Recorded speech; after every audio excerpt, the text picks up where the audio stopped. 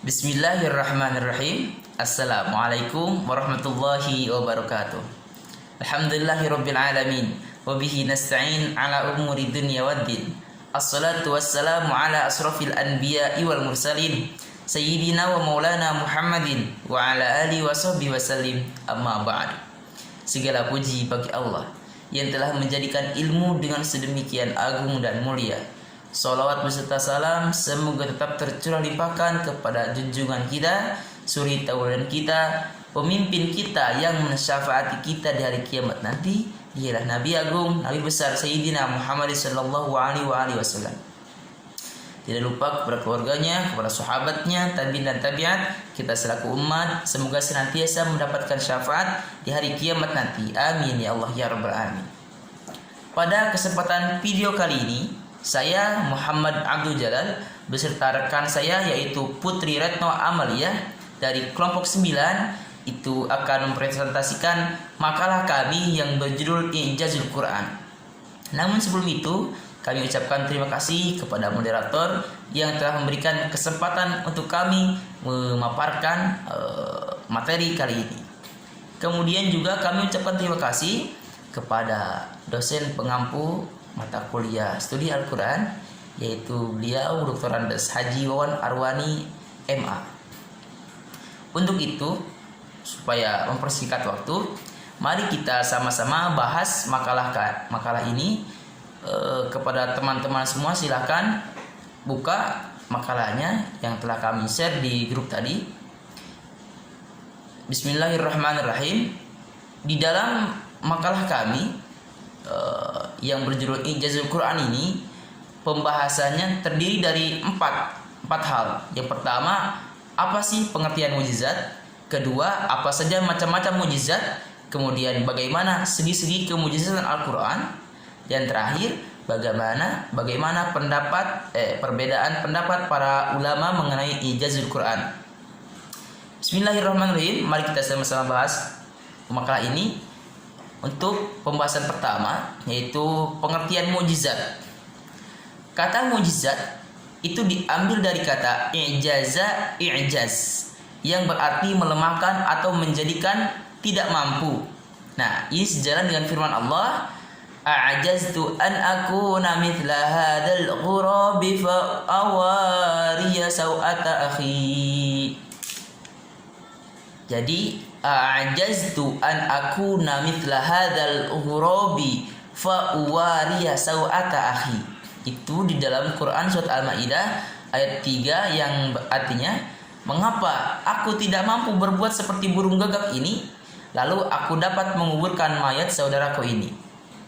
Dalam Quran surat Al-Maidah ayat 31. Pelakunya atau yang melemahkan dinamai mukjiz. Dan bila kemampuannya melemahkan pihak umat menonjol sehingga mampu membungkam melawan, maka ia dinamai mukjizat. Jadi tambahan tak marbuto ya. Tak marbuto pada akhir kata ini mengandung makna mubalaghah atau superlatif. Kemudian mukjizat juga didefinisikan oleh pakar agama Islam antara lain sebagai suatu hal atau peristiwa luar biasa yang terjadi melalui seseorang yang mengaku nabi sebagai bukti kenabiannya yang ditantangkan kepada yang ragu untuk melakukan atau mendatangkan hal serupa. Nah, tetapi mereka tidak mampu melayani tentang itu.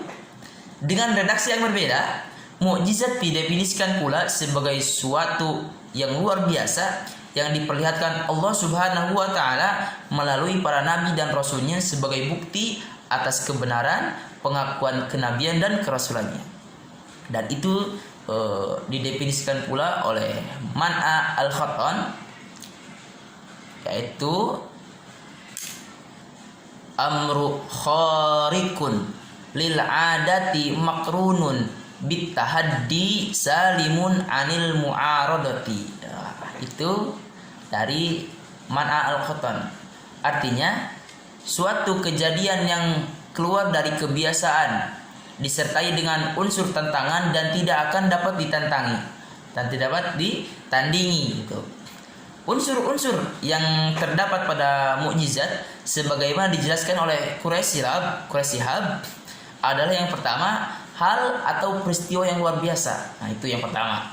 Kemudian yang kedua, terjadi atau dipaparkan oleh seorang yang mengaku nabi. Nah, itu. Kemudian yang ketiga, mengandung tantangan terhadap yang meragukan kenabian. Untuk pembahasan lebih lengkapnya bisa dilihat di makalah. Yang keempat, tantangan tersebut tidak mampu atau gagal dilayani. Jadi, bila yang ditantang berhasil melakukan hal serupa, ini berarti bahwa pengakuan sang penantang tidak terbukti. Kemudian perlu digarisbawahi bahwa kandungan tantangan harus benar-benar dipahami oleh yang ditantang. Bahkan untuk lebih membuktikan kegagalan mereka, biasanya aspek kemujizatan tiap-tiap nabi berupa hal-hal yang sesuai dengan bidang keahlian umatnya. Dan Al-Quran digunakan oleh Nabi Muhammad SAW itu untuk menentang orang-orang pada masanya dan generasi sesudahnya yang tidak percaya terhadap kebenaran Al-Quran sebagai firman Allah. Jadi bukan cipta Nabi Muhammad gitu. Dan risalah serta ajaran yang dibawanya. Terhadap mereka, sungguh mereka pun memiliki tingkat fasohah dan balaghah sedemikian tinggi di bidang bahasa Arab. Dan Nabi memintanya untuk menandingi Al-Quran dalam 3 tahapan. Pertama, mendatangkan semisal Al-Quran secara keseluruhan, sebagaimana dijelaskan di dalam firman Allah yang berbunyi, Qul la ini jitama'atil insanu wal jinnu. Maaf, Qul la ini jitama'ati al insanu wal jinnu ala ayyatu bimithali hadzal qur'ani la ya'tuna bimithalihi walau kana ba'duhum li ba'din dhahiran. Artinya, katakanlah, sesungguhnya jika manusia dan jin berkumpul untuk berbuat yang serupa Al-Quran, niscaya mereka tidak akan dapat membuat yang serupa dengan dia, sekalipun sebagian mereka menjadi pembantu bagi sebagian yang lain. Dan ayat itu, firman itu tertera atau terdapat di dalam Quran surat Al-Isra ayat 88. Kemudian yang kedua, mendatangkan 10 surat yang menyamai surat-surat yang ada di dalam Al-Quran, sebagaimana dijelaskan di dalam Quran surat Hud ayat 13 yang berbunyi, Am yaquluna iftarah Qul fa'tu bi asyri suwarin mithlihi muftarayatin wad'u man istata'tum min dunillahi in kuntum sadiqin. Al-ayah. Artinya, bahkan mereka mengatakan Muhammad telah membuat Al-Quran itu. Katakanlah, pembuka, kalau demikian tertutup, maka datangkanlah 10 surat yang dibuat-buat yang menyamainya, dan panggillah orang-orang yang kamu sanggup memanggilnya selain Allah, jika kamu memang orang-orang yang benar. Kemudian yang ketiga, mendatangkan 1 surat saja yang menyamai surat-surat yang ada di dalam Quran, sebagaimana dijelaskan oleh Allah di dalam surat Al-Baqarah ayat 23 yang berbunyi,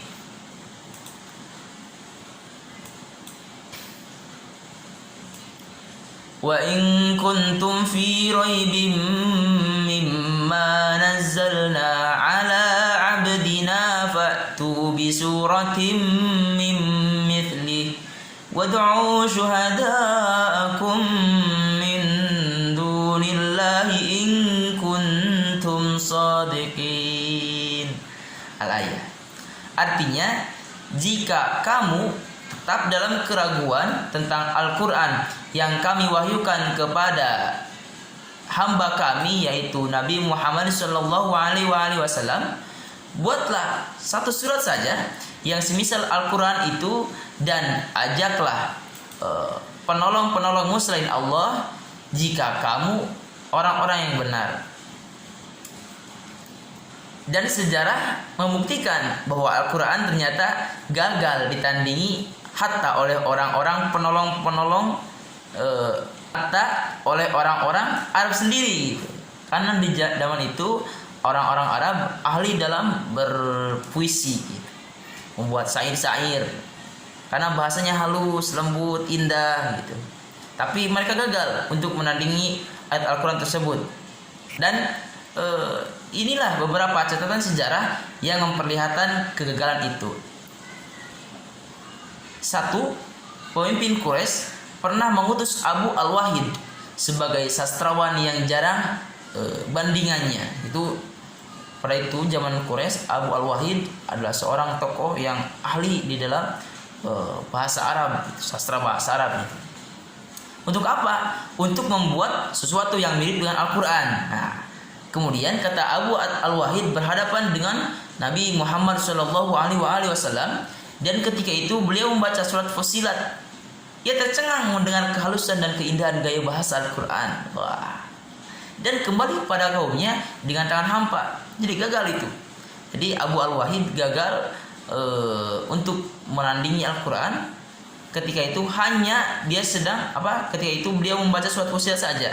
Ketika membaca surat Fussilat, dia sudah tercengang karena mendengar kehalusan dari Al-Quran tersebut. Kemudian berikutnya ada Musailamah Al-Habib Al-Kadzab. Nah, itu seorang nabi, seorang manusia yang mengaku-ngaku nabi pada zaman itu. Itu Musailamah bin Habib Al-Kadzab. Al-Kadzab,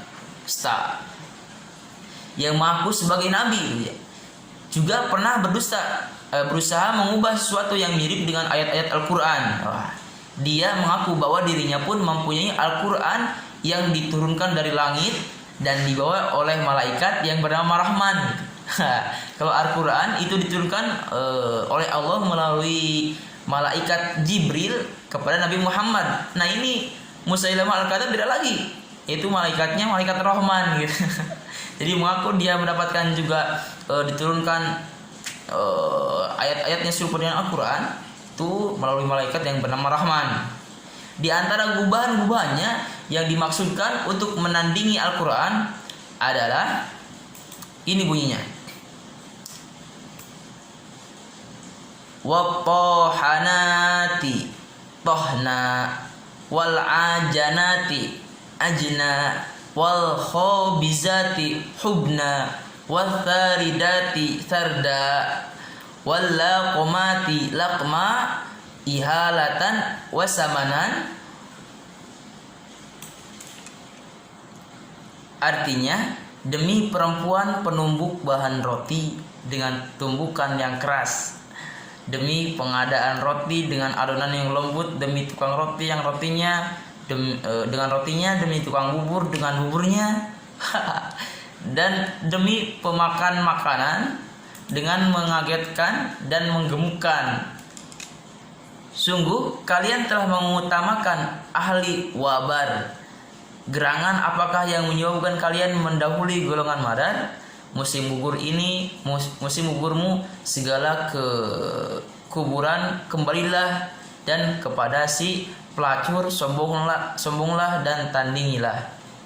Jadi jika kita simak dari mana saja, itu tidak bermakna, tidak berfaedah.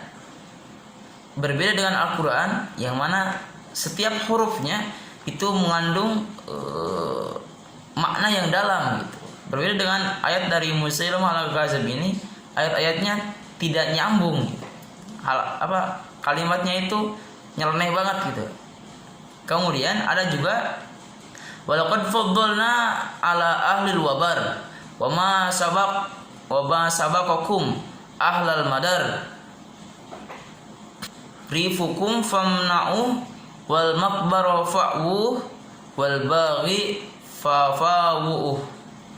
Demi kambing betina dan warna kulitnya, demi warna kulitnya yang hitam mengagumkan dan air susunya, demi kambing betina yang hitam warnanya dan susunya yang berwarna putih, sungguh mengagumkan karena berkulit bersih. Sesungguhnya tidak baik dicampur dengan air. Mengapa kalian tidak berkumpul untuk melihatnya?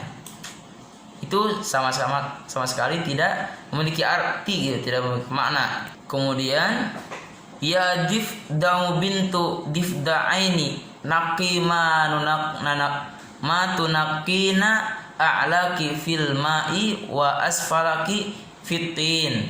Hai katak, anak dari dua katak, bersihkan apa saja yang akan kamu bersihkan, bagian atas dan bagian bawah engkau di tanah. Tuh. Ada lagi, alam taro kaifa fa'ala rabbuka bil hubla akhraja minha nasata tas'a mim baini syarasifaini wa hasya. Itu artinya, tidakkah kalian melihat bagaimana Tuhanmu berbuat bagi wanita hamil?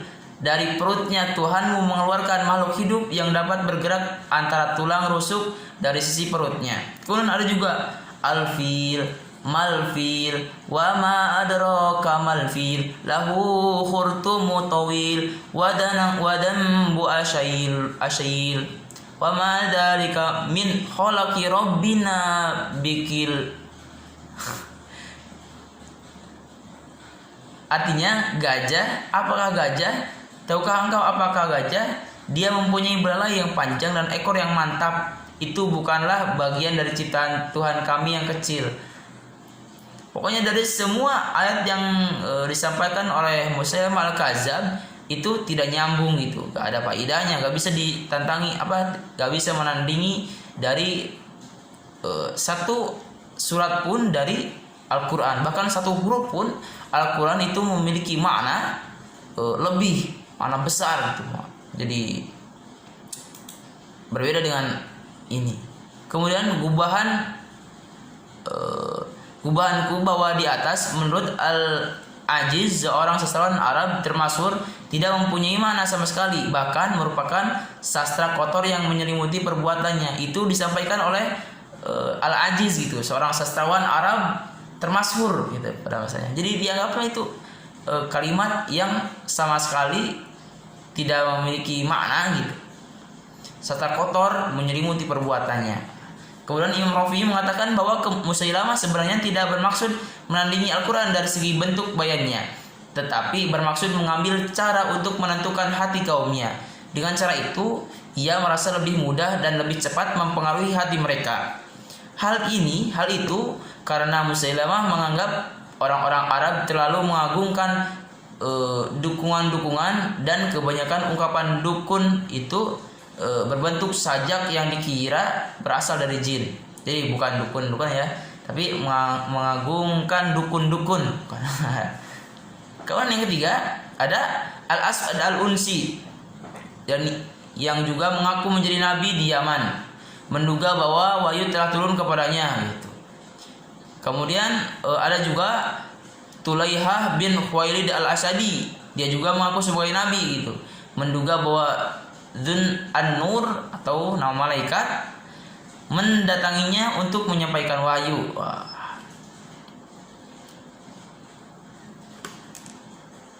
Ada juga diceritakan bahwa Abu Al-A'la Al-Mutanbi dan Ibn Al-Muqaffa juga berusaha menandingi Al-Quran. Namun sebelum memulainya, mereka merasa malu sendiri, kemudian memecahkan pena serta merobek-robek kertasnya. Diceritakan pula bahwa ketika hendak menandingi Al-Quran, Ibn Al-Muqaffi tiba-tiba mendengar seorang anak kecil membaca ayat yang artinya, hai bumi, telahlah airmu dan air langit, berhentilah, dan air pun disurutkan, lintah pun diselesaikan, dan bahtera itu pun berlabuh di atas bukit judi, dan dijadikan binasalah orang-orang yang zalim. Itu dalam Quran surat Hud ayat 44. Dari bacaan anak kecil tersebut dari Quran surat Hud ayat 44 ini, ketika itu pula ia merobek-robek apa yang telah ia kumpulkan dan merasa malu tampil di depan khalayak ramai . Jadi merasa malu tampil di depan khalayak ramai gitu. Setelah peristiwa itu, ia mengucapkan kata-katanya yang masyhur. Artinya, demi Allah, siapapun tidak akan mampu mendatangkan sesuatu yang sama dengan Al-Quran, kata beliau. Jadi untuk lebih meyakinkan akan kebenaran Al-Quran sebagai wahyu dari Allah, bukan ciptaan Nabi Muhammad SAW, dapat pula diketahui dari keadaan Nabi yang tidak pandai membaca dan menulis. Beliau juga tidak hidup dan bermukim di tengah-tengah masyarakat yang relatif telah mengenal peradaban seperti Mesir, Persia, atau Romawi. Beliau dibesarkan dan hidup di tengah-tengah kaum yang beliau sendiri dilukiskan sebagai kami umat yang tidak dapat menulis dan berhitung, kata Nabi ya. Kemudian Al-Quran sendiri mengatakan bahwa seandainya Nabi Muhammad dapat membaca atau menulis, pastilah akan ada yang melakukan kenabian beliau. Yang ya, artinya ada juga di dalam Quran surat Al-Ankabut ayat 48, dan kamu tidak pernah membaca sebelumnya suatu ketika suatu kitab pun, dan kamu tidak pernah menulis suatu kitab dengan tangan kananmu. Andai kata kamu pernah membaca dan menulis, benar-benar ragulah orang-orang yang mengingkarimu. Itu dalam Quran surat Al-Ankabut ayat 48. Dan di samping itu, apa yang keluar dari mulut Nabi terdiri atas bahasa hadis dan Al-Quran. Bahkan Al-Quran terkenal mempunyai nilai sastra yang tinggi bila dibandingkan dengan bahasa hadis gitu. Sehingga untuk menyusunnya sudah tentu dibuktikan membutuhkan waktu yang relatif lama untuk berpikir dan merenung. Sebagaimana seorang penyair yang mengubah syair-syairnya agar bernilai tinggi kandungan syairnya, ia membutuhkan waktu yang relatif lama untuk berpikir, merenung, berimajinasi, dan sebagainya. Adapun Al-Quran sering turun secara spontan keluar dari mulut Nabi guna menjawab pertanyaan atau mengomentari suatu peristiwa. Oleh karena itu, tidak mungkin Al-Quran diciptakan oleh Nabi Muhammad SAW. Nah, itu sekilas dari pengertian mukjizat. Untuk materi berikutnya itu akan disampaikan oleh saudari Putri Retno Amalia. Kepadanya saya persilakan. Secara garis besar dibagi dalam dua bagian pokok. Yang pertama, mukjizat yang bersifat material indrawi atau yang tidak kekal. Yang kedua, mukjizat yang bersifat material logis yang dapat dibuktikan sepanjang masa. Mukjizat para nabi-nabi terdahulu itu termasuk ke jenis yang pertama, karena mukjizatnya bersifat material dan indrawi. Dalam artian, keluar biasaan tersebut dapat disaksikan dan dijangkau langsung melalui panca indera oleh masyarakat tempat nabi-nabi tersebut menyampaikan risalah. Ada beberapa mukjizat pada nabi-nabi terdahulu, yaitu perahu Nabi Nuh alaihi salam yang dibuat atas petunjuk Allah sehingga bisa bertahan dalam situasi ombak dan gelombang yang amat dahsyat. Nabi Ibrahim alaihissalam yang tidak terbakar dalam kobaran api yang amat besar. Tongkat Nabi Musa alaihissalam yang berubah menjadi ular, dan penyembuhan Nabi Isa alaihissalam dengan seizin Allah, dan lain-lain. Semuanya bersifat material indrawi, sekaligus terbatas pada lokasi tempat Nabi berada, dan berakhirnya dengan wafatnya tiap-tiap Nabi. Ini berbeda dengan mukjizat Nabi Muhammad SAW yang sifatnya bukan indrawi atau material, tetapi dapat dipahami akal. Karena sifatnya yang demikian, ia tidak dibatasi oleh suatu tempat atau masa tertentu.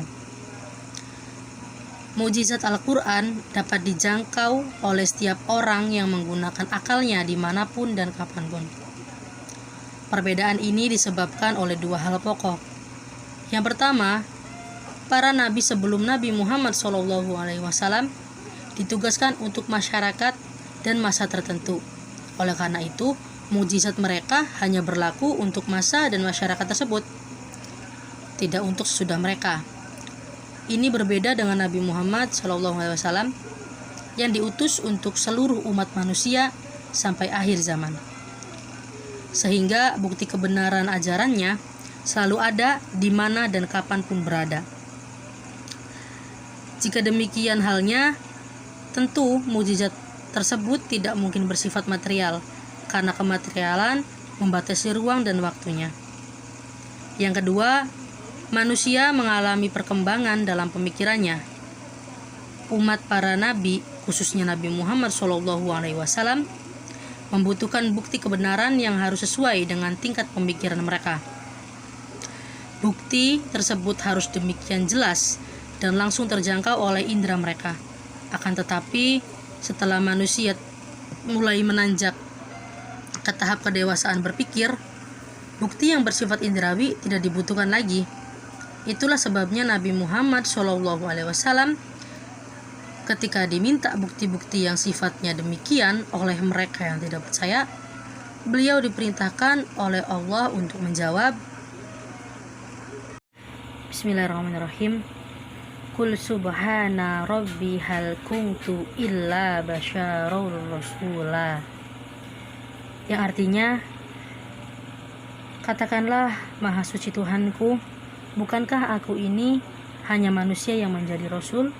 Quran Surat Al-Isra ayat 93. Pembahasan selanjutnya ialah segi-segi kemukjizatan Al-Quran. Yang pertama itu gaya bahasa. Gaya bahasa Al-Quran banyak membuat orang Arab saat itu kagum dan terpesona. Kehalusan ungkapan bahasanya membuat banyak manusia masuk Islam.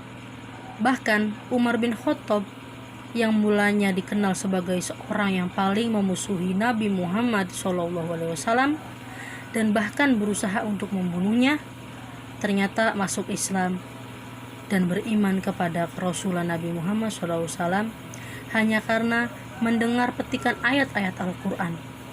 Susunan Al-Quran tidak dapat disamai oleh karya sebaik apapun. Yang kedua, susunan kalimat.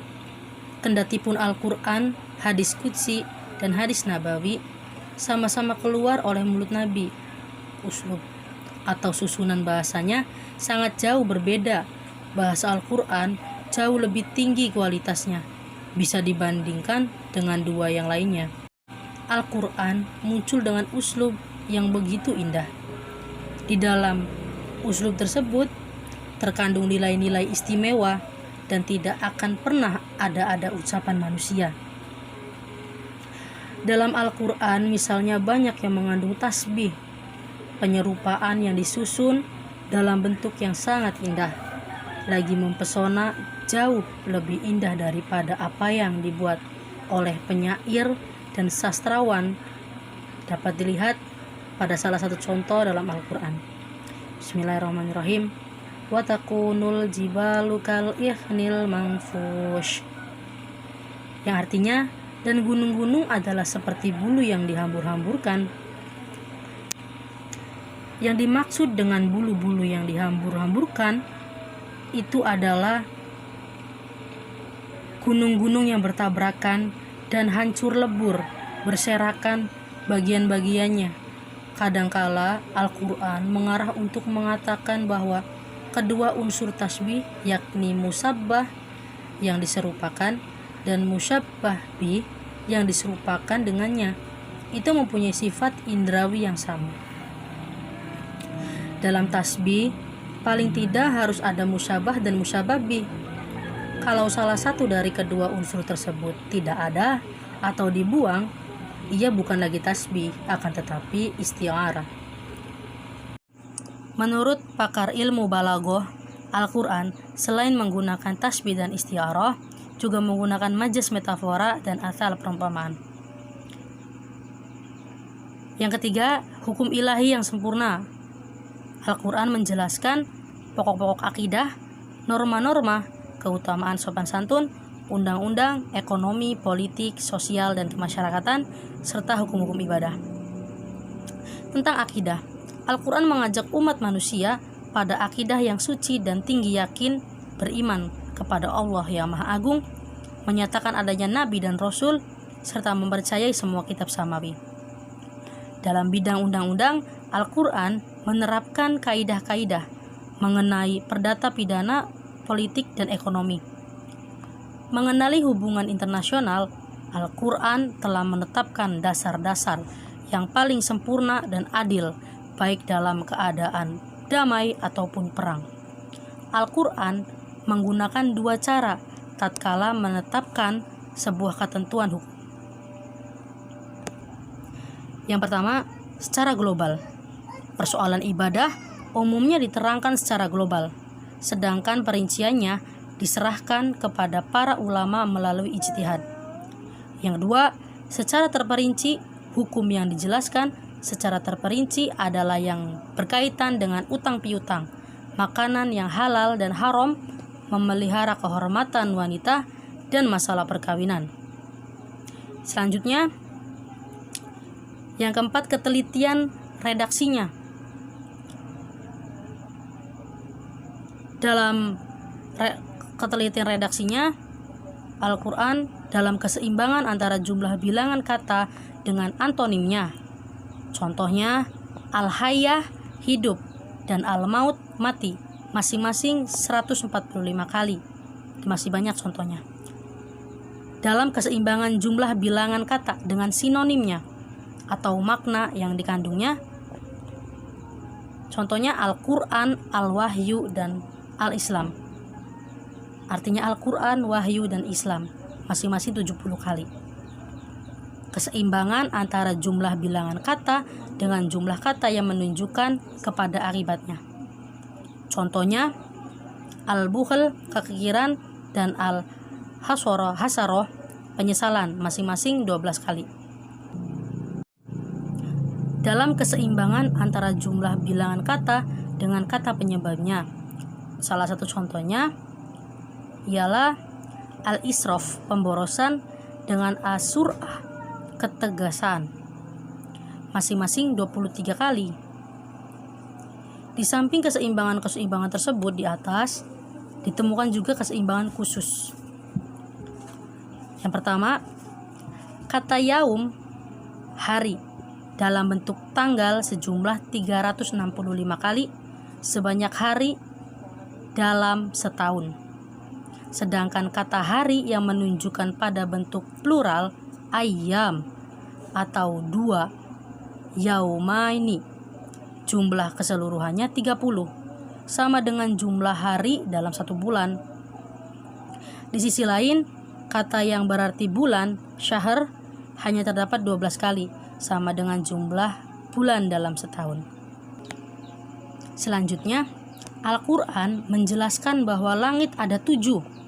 Penjelasan ini diulanginya sebanyak 7 kali pula, yakni dalam surat Al-Baqarah ayat 29, surat Al-Isra ayat 44, surat Al-Mu'minun ayat 86, surat Al-Fusilat ayat 12, surat Al-Tolak ayat 12, surat Al-Mulk ayat 3, dan surat Nuh ayat 15. Selain itu, penjelasan tentang terciptanya langit dan bumi adalah 6 hari. Dinyatakan pula dalam 7 ayat. Selanjutnya, kata-kata yang menunjuk kepada putusan Allah. Baik Rasul ataupun Nabi atau Bashir, bawa berita, gembira atau nadir, pemberi peringatan, kesemuanya berjumlah 518 kali. Jumlah ini seimbang dengan jumlah penyebutan nama-nama Nabi, Rasul, dan pembawa berita, yakni 518 kali. Selanjutnya, yang kelima, berita tentang hal-hal yang gaib. Sebagian ulama mengatakan bahwa sebagian mukjizat Al-Quran itu adalah berita-berita gaibin. Contohnya, Raja Fir'aun yang mengejar-ngejar Nabi Musa diceritakan dalam surat Yunus ayat 92. Yang artinya, maka pada hari ini kami selamatkan badanmu supaya kamu dapat menjadi pelajaran bagi orang-orang yang datang sesudahmu. Dan sesungguhnya kebanyakan dari manusia lengah dari tanda-tanda kekuasaan kami. Quran surat Yunus ayat 92. Merupakan mukjizat berita gaib dalam wahyu Allah itu membuat manusia takjub karena akal manusia tidak sampai kepada hal tersebut. Salah satu mukjizat Al-Quran adalah bahwa di dalamnya banyak sekali terdapat ungkapan dan keterangan yang rahasianya baru terungkap oleh ilmu pengetahuan dan sejarah pada akhir abad ini. Makna yang terkandung di dalamnya sama sekali tidak terbayangkan oleh pikiran orang yang hidup pada masa Al-Quran diturunkan. Segi kemukjizatan Al-Quran yang terakhir ialah isyarat-isyarat ilmiah. Contohnya, cahaya matahari bersumber dari dirinya dan cahaya bulan merupakan pantulan. Itu ada di Quran surat Yunus ayat 5. Yang kedua, kurangnya oksigen pada ketinggian dapat menyesakkan nafas. Sudah tertera dalam Quran surat Al-An'am ayat 125. Perbedaan sidik jari manusia terdapat di Quran surat Al-Qiyamah ayat 4. Aroma bau manusia berbeda-beda tertera di Quran surat Yusuf ayat 94. Dan yang terakhir, contoh yang terakhir, adanya nurani, superego, dan bawah sadar manusia tertera di Quran surat Al-Qiyamah ayat 14 sampai 15. Melanjut pembahasan dari saudari Putri Retno Amelia, yang terakhir yaitu pembahasan mengenai perbedaan pendapat di kalangan ulama. Yang pertama menurut golongan syarfah. Penjelasan dari Ar-Zarkashi yang mengemukakan kelemahan argumentasi An-Nazam dan Ar-Rumani. Firman Allah pada surat Al-Isra ayat 88 memperhatikan kelemahan bangsa Arab menyusun karya besar yang sejajar dengan Al-Quran. Kalau Allah melarang mereka, maka yang mukjiz, yang melemahkan itu bukanlah Al-Quran, tapi justru Allah sendiri pada ayat itu menantang mereka menyusun karya yang sejajar dengan Al-Quran, bukan untuk menandingi kebesaran Tuhan. Kemudian ada juga masyarakat Arab pada saat itu mungkin saja mampu membuat karya spesifik yang pembahasannya sama dengan Al-Quran, tetapi mereka akan sangat mengalami kesukaran menandingi isi dan ilustrasinya. Kemudian Al-Quran mengemukakan hal-hal gaib yang akan terjadi pada masa yang akan datang dalam kehidupan dunia ini, di samping berita-berita alam akhirat yang akan dialami umat manusia kelak. Segala yang dikemukakan Al-Quran tersebut kemudian terbukti dalam perjalanan manusia di masanya. Allah memberitakan di dalam surat An-Nur ayat 35 bahwa umat Islam akan menjadi adikuasa atau negara adidaya di dunia ini, dan hal itu benar-benar telah terjadi terjadi ketika dinasti Abbasiyah berada pada masa kejayaannya, dan ketika muncul 3 kerajaan besar yaitu Mughal di India, Safawi di Persia, dan Turki Utsmani di Turki antara abad 15 sampai 17 Masehi. Al-Quran juga memberitakan pada surat Ar-Rum ayat 1 sampai 2 bahwa kerajaan Romawi Timur akan hancur.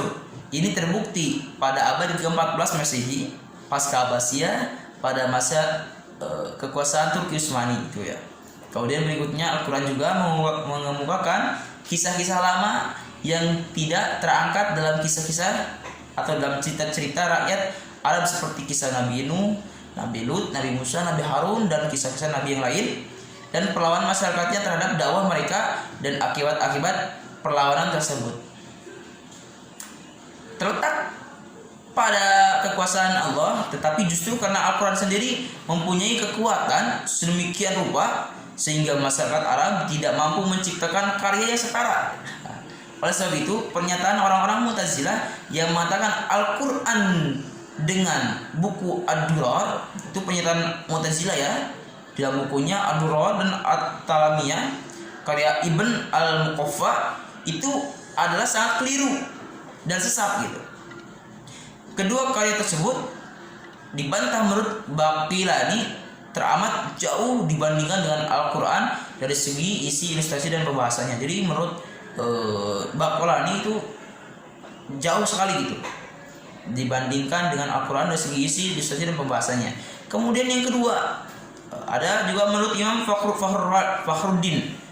Fakhruddin, aspek kemujizatan Al-Quran terletak pada kefasihan, keunikan redaksi dan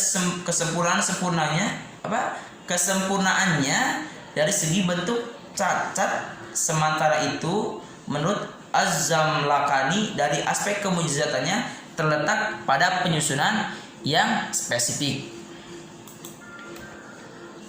Kemudian yang ketiga adalah menurut Ibn Atiyah, menurut Ibn Atiyah yang benar dan yang dianut oleh menurut ulama diantaranya Al-Haddad, spesifik kemujizatan Al-Quran itu terletak pada runtutannya, makna-maknanya yang dalam dan kata-katanya yang fasih. Hal tersebut tidak perlu diherankan karena Al-Quran merupakan firman Allah, zat yang maha mengetahui. Al-Quran sungguh diliputi oleh pengetahuannya. Bila urutan ayat dicermati, tampaklah keserasian antara satu ayat dengan ayat yang mengiringinya.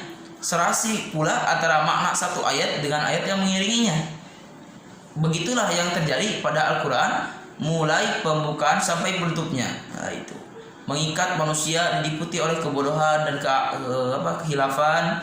Tidak ada seorang pun dapat melakukan hal yang sama dengan Al-Quran. Dan yang keempat, menurut sebagian ulama, bahwa sebagian ulama berpendapat segi kemujizatan Al-Quran adalah suatu yang terkandung di dalam Al-Quran itu sendiri, yaitu susunan yang